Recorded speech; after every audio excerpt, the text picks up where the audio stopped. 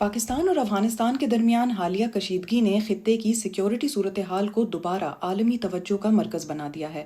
پاکستان کی جانب سے افغان سرزمین پر فضائی حملوں اور سرحدی کارروائیوں کو اسلام آباد نے کالعدم تنظیم تحریک طالبان پاکستان یعنی TTP کے خلاف کارروائی قرار دیا ہے، جسے پاکستان اپنی داخلی سلامتی کے لیے بڑا خطرہ سمجھتا ہے۔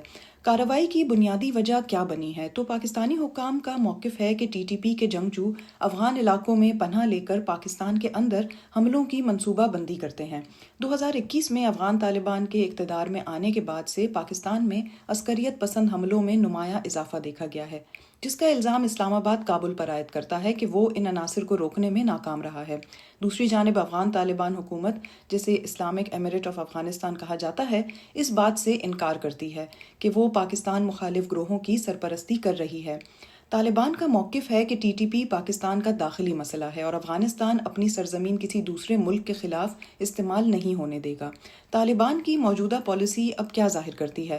تو حالیہ بحران سے یہ تاثر مضبوط ہوا ہے کہ افغان طالبان اب پاکستان کی پالیسی لائن پر چلنے کے بجائے ایک خود مختار خارجہ اور سلامتی پالیسی اختیار کر رہے ہیں۔ ماضی میں پاکستان کو طالبان کا قریبی اتحادی سمجھا جاتا تھا، تاہم موجودہ حالات میں اس حوالے سے بھی چیلنجز دیکھے گئے ہیں۔ تجزیہ کاروں کے مطابق طالبان قیادت TTP کے خلاف کھلی کارروائی سے گریز کر رہی ہے، کیونکہ دونوں گروہوں کے درمیان نظریاتی اور تاریخی روابط موجود ہیں، اور ایسا قدم خود طالبان کے اندر اختلافات کو جنم دے سکتا ہے۔ اب سرحدی تنازع بھی ایک اہم عنصر ہیں۔ کشیدگی کی ایک بڑی وجہ متنازع سرحد یعنی ڈیورنڈ لائن بھی ہے، جسے افغانستان نے کبھی باضابطہ طور پر تسلیم نہیں کیا۔ سرحدی جھڑپیں اور باڑ لگانے کے معاملات دونوں ممالک کے تعلقات میں مسلسل تناؤ کا باعث بنتے رہے ہیں۔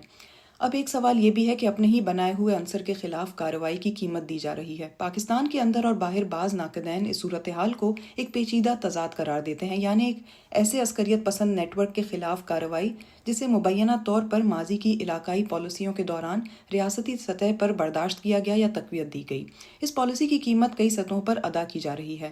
سب سے پہلے تو انسانی قیمت، سیکیورٹی اہلکاروں اور شہریوں کو جانی نقصان ہوا ہے، سرحدی علاقوں میں نقل مکانی اور انسانی بحران ہے۔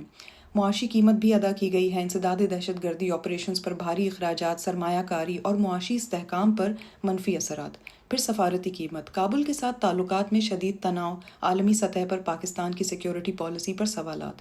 داخلی سلامتی کی قیمت بھی ہے، ملک کے اندر عسکریت پسندی کے نئے چکر کا خطرہ بھی ہے۔